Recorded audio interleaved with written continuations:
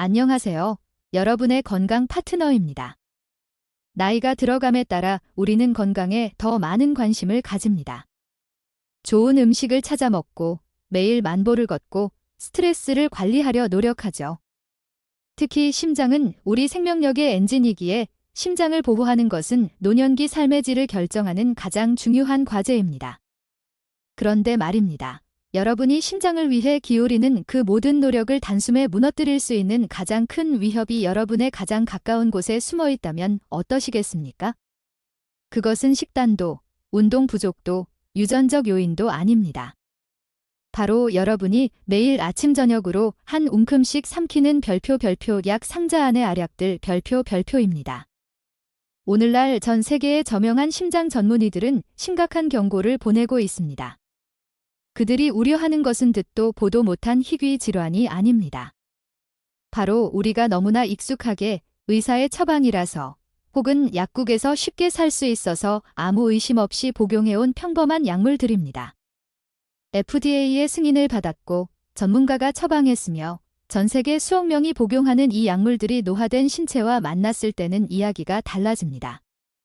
노년기에 신체는 젊을 때와 약물을 대사하는 방식 자체가 다릅니다. 젊은 시절엔 치료제였던 것이 60세 이후에는 심부전, 뇌졸중, 급성 심정지를 유발하는 독구로 변할 수 있다는 뜻입니다. 더 안타까운 사실은 대다수의 시니어들이 이 위험에 대해 단 한 번도 제대로 된 경고를 듣지 못한다는 점입니다. 병원에 가면 처방전은 자동으로 갱신됩니다. 약을 먹고 몸이 무거워지거나 어지러우면 나이가 들어서 그렇겠지라며 대수롭지 않게 넘깁니다. 하지만 그것은 노화의 증거가 아니라 여러분의 심장이 보내는 비명일 수 있습니다. 오늘 이 영상에서는 여러분의 심장 건강을 위협하는 5가지 대표적인 약물들을 아주 상세히 파헤쳐 보겠습니다. 어떤 약은 이미 익숙하실 수도 있고 어떤 약은 이게 왜? 라며 놀라실 수도 있습니다. 하지만 이 정보를 아는 것과 모르는 것은 여러분의 독립적인 삶, 그리고 생명과 직결됩니다. 지금부터 시작합니다. 먼저 5위입니다. 거의 모든 가정의 상비약함에 들어있는 약물, 바로 별표 비스테로이드성 항염증제, NSAIDs, 별표입니다. 이름은 생소할지 몰라도 이부프로펜, 레드빌, 브루펜, 나프록센, 나프록소, 디클로페낙 같은 성분명은 익숙하실 겁니다.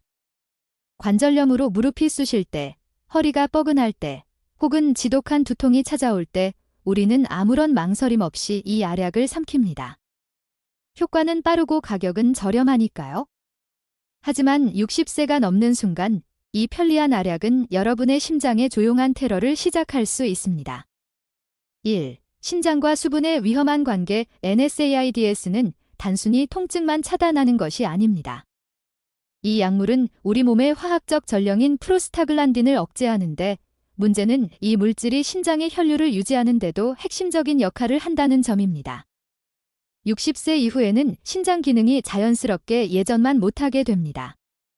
이때 NSAIDs가 신장으로 가는 혈기를 막아버리면 우리 몸은 나트륨과 수분을 배출하지 못하고 몸 안에 쌓아두기 시작합니다. 2. 보이지 않는 과부하 몸에 물이 차오르면 어떤 일이 벌어질까요? 여러분의 혈관을 흐르는 혈액량이 늘어납니다. 풍선에 물을 너무 많이 넣으면 팽팽해지듯 혈압이 치솟습니다. 발목이 붓고 신발이 꽉 끼고 다리가 천근만근 무거워집니다. 많은 분이 조후가 되니 다리가 붓네, 늙어서 그런가 봐라고 하시지만 사실은 NSAIDs로 인해 신장이 비명을 지르고 심장이 늘어난 혈액량을 펌프질하느라 과부하가 걸린 상태인 것입니다. 3. 심혈관 사고의 트리거. 연구에 따르면 노년층의 지속적인 NSAIDs 복용은 심부전 악화뿐만 아니라 심근경색과 뇌졸중 위험을 유의미하게 높입니다.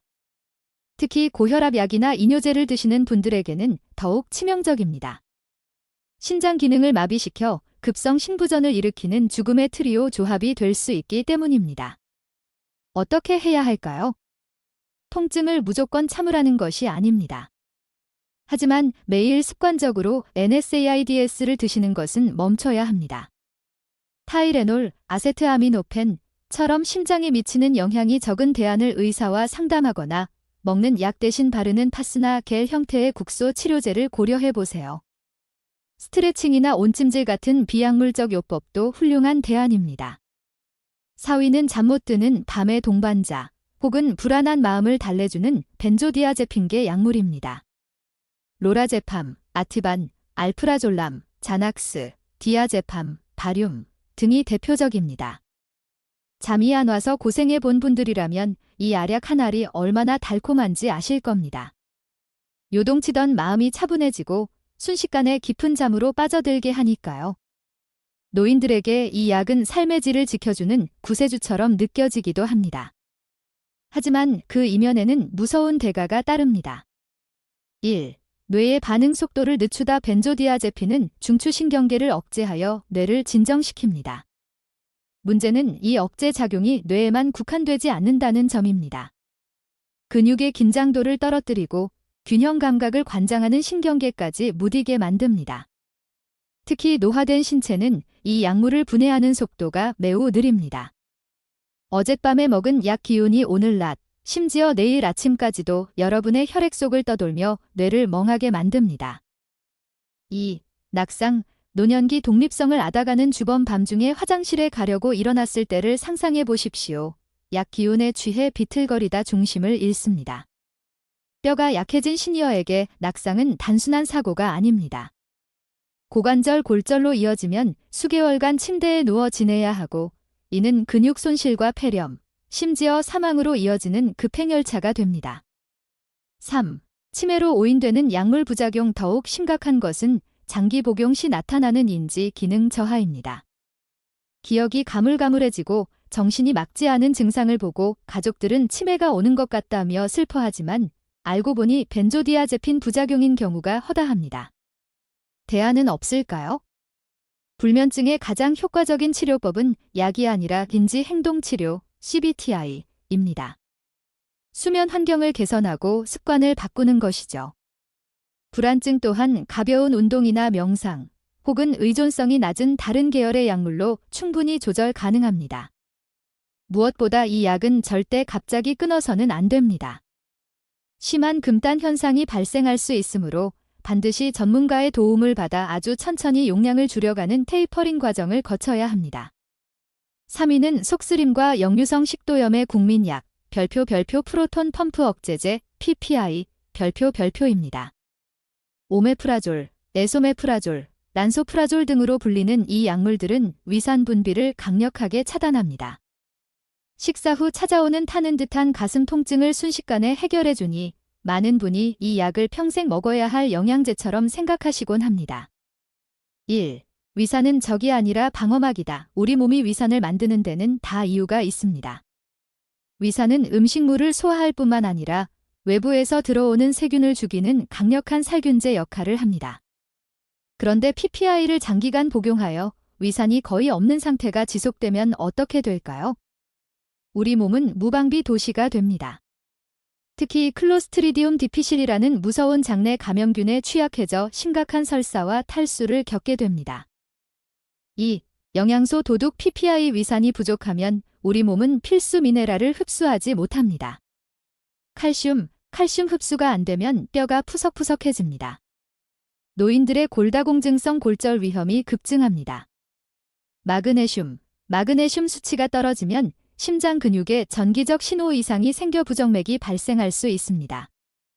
비타민 B12, 이 비타민이 부족하면 신경 손상과 빈혈, 극심한 피로감이 찾아옵니다. 3. 끝나지 않는 복용의 굴레 PPI의 가장 큰 함정은 반동 현상입니다. 약을 끊으려고 하면 위산이 평소보다 더 많이 분비되어 속쓰림이 악화됩니다. 환자는 아직 병이 안 나았구나 라고 오해하며 다시 약을 찾게 되죠. 하지만 이는 병이 악화된 것이 아니라 약물에 의한 반작용일 뿐입니다. 어떻게 관리해야 할까요? PPI는 2주에서 8주 정도 단기 복용하는 것이 원칙입니다. 만약 몇 달, 몇 년째 이 약을 드시고 있다면 반드시 의사에게 아직도 이 약이 필요한가요? 라고 물으십시오. 제산제나 식단 관리만으로도 조절 가능한 경우가 많습니다. 위장을 편하게 하려다 심장과 뼈를 망가뜨리는 일은 없어야 합니다. 2위는 가장 아이러니한 카테고리입니다. 바로 심장을 지키기 위해 먹는 혈압약과 심장약들입니다. 심장을 지키려고 먹는 약이 심장을 망친다니 그게 무슨 소리냐 라고 반문하실 수 있습니다. 하지만 핵심은 용량과 변화에 있습니다. 1. 어제의 정답이 오늘의 오답이 된다. 여러분이 60세 때 처방받은 혈압약 용량이 75세에도 적절할까요? 정답은 잔이오 질 가능성이 높습니다. 나이가 들면 혈관은 더 딱딱해지고 신장과 간의 대사 능력은 떨어집니다. 젊을 때는 적정 수준으로 혈압을 낮춰주던 약이 노년기에는 혈압을 너무 낮게 떨어뜨려 문제를 일으킵니다. 2. 이뇨제의 배신 흔히 물약이라고 부르는 이뇨제는 체내 수분을 빼서 혈압을 낮춥니다. 하지만 노인에게 이뇨제는 탈수와 전해질 불균형의 원인이 됩니다. 전해질이 깨지면 심장은 불규칙하게 뛰기 시작, 부정맥, 하고 근육 경련과 극심한 무력감이 찾아옵니다. 앉았다 일어날 때 눈앞이 캄캄해지는 기립성 저혈압 역시 과도한 혈압약 복용의 전형적인 신호입니다. 3. 베타 차단제와 칼슘 채널 차단제. 이 약들은 심장 박동을 천천히 하게 만들어 심장의 부담을 줄여줍니다. 하지만 노인에게는 박동을 너무 느리게 만들어 버리는 경우가 많습니다. 맥박이 분당 50회 이하로 떨어지면 뇌로 가는 혈액이 부족해져 브레인 포그, 머릿속에 안개가 낀 듯 멍한 상태, 나 극도의 피로감을 느끼게 됩니다. 전문가의 조언 혈압 숫자에만 집착하지 마세요. 숫자상으로는 완벽한 120, 80이라도 여러분이 매일 어지럽고 기운이 없다면 그것은 잘못된 처방일 수 있습니다. 정기적으로 기립성 혈압을 체크하고 약 복용 후의 컨디션 변화를 꼼꼼히 기록하여 의사와 상의하십시오. 약은 줄이는 것이 기술일 때가 많습니다. 이제 대망의 1위입니다. 사실 이것은 단일 성분의 약이 아닙니다. 노년기 건강을 파괴하는 가장 강력하고도 흔한 주범, 바로 별표 다약제 복용, 팔리파워머시, 별표입니다. 의학적으로 5개 이상의 약물을 동시에 복용하는 것을 말하는데 대한민국의 고령층 중 상당수가 여기에 해당합니다. 아침 식사 후 한 움큼의 알약을 입에 털어넣는 모습, 우리에게 너무나 익숙하지 않습니까? 1. 검증되지 않은 칵테일 제약회사들이 약을 만들 때 그 약이 다른 10가지 약과 섞였을 때 노인의 몸에서 어떤 반응을 일으키는지 실험할까요? 불가능합니다. 여러분이 먹는 5가지, 10가지 약의 조합은 사실상 검증되지 않은 생체 실험과 같습니다. A약의 부작용을 B약으로 누르고 B약 때문에 생긴 문제를 C약으로 해결하려다 보니 어느새 약의 가지수는 감당할 수 없을 만큼 늘어납니다. 이를 처방 연쇄, 프리스크라이빙 캐스케이드라고 부릅니다. 2. 신체 시스템의 마비약이 늘어날수록 간과 신장은 과부하에 걸립니다. 쓰레기를 치우는 청소부가 감당할 수 없을 만큼 쓰레기가 쏟아지는 격이죠. 결국 약 성분이 몸 밖으로 나가지 못하고 쌓이게 되며 이는 독성 반응으로 이어집니다. 3. 노화라는 이름에 가면 다약제 복용의 가장 무서운 점은 그 부작용이 노화 증상과 완벽히 일치한다는 것입니다. 기운이 없다. 입맛이 없다. 자꾸 깜빡한다. 잠이 쏟아진다. 소화가 안 된다. 가족들도 심지어 본인도 나이가 들어서 기력이 쇠했나 보다라고 생각합니다. 하지만 많은 경우 약을 적절히 줄이는 것, 디프리스크라이빙, 만으로도 거짓말처럼 기운을 차리고 맑은 정신으로 돌아오는 분들을 수없이 보았습니다. 그렇다면 우리는 무엇을 해야 할까요? 약이 무서우니 오늘 당장 모든 약을 쓰레기통에 버려야 할까요? 절대 아닙니다. 그것은 더 위험한 결과를 초래합니다. 대신 다음과 같은 전략적인 접근이 필요합니다. 1. 약물 다이어트 상담 예약. 단순히 처방전을 갱신하러 병원에 가지 마세요. 선생님, 제가 먹는 이 모든 약이 지금도 꼭 필요한가요? 라고 질문하기 위해 방문하십시오. 현재 복용 중인 모든 약, 영양제 포함을 봉투에 넣어 의사나 약사에게 보여주세요. 2. 약물 일기 작성. 어떤 약을 먹었을 때 컨디션이 어떤지 기록하세요. 약을 먹고 나서 어지러운지, 밤에 잠은 잘 오는지, 입은 마르지 않는지 등을 체크하는 것이 중요합니다. 이 기록은 의사가 약을 줄이거나 조정하는데 결정적인 근거가 됩니다. 3. 비약물적 치료 우선 고려 약은 가장 마지막 수단이어야 합니다. 가벼운 통증은 스트레칭으로, 가벼운 혈압 상승은 식단 조절과 체중 감량으로, 가벼운 불면은 수면 위생 개선으로 먼저 접근해 보세요. 사랑하는 시청자 여러분, 건강은 무언가를 더 많이 먹는다고 해서 지켜지는 것이 아닙니다. 특히 노년기에는 더하는 것보다 덜어내는 것이 훨씬 더 강력한 치료제가 될 때가 많습니다. 여러분이 오늘 먹은 그 알약 한 알이 여러분의 통증을 줄여줄지는 몰라도 여러분의 심장과 독립적인 삶을 조용히 갉아먹고 있을지 모릅니다. 여러분 스스로가 자신의 건강에 대한 가장 강력한 옹호자가 되어야 합니다. 의사에게 묻고 확인하고 공부하십시오. 오늘 영상이 유익하셨나요? 만약 주변에 많은 약을 드시는 부모님이나 친구가 있다면 이 영상을 꼭 공유해 주세요. 여러분의 공유 한 번이 누군가의 심장을 지키고 누군가의 노년을 다시 활기차게 만들 수 있습니다. 마지막으로 질문 하나 드릴게요. 여러분은 현재 몇 가지의 약을 복용하고 계신가요? 그리고 그 약들의 용도와 부작용을 정확히 알고 계신가요? 댓글로 여러분의 경험을 들려주세요. 함께 소통하며 더 건강한 내일을 만들어 갑시다.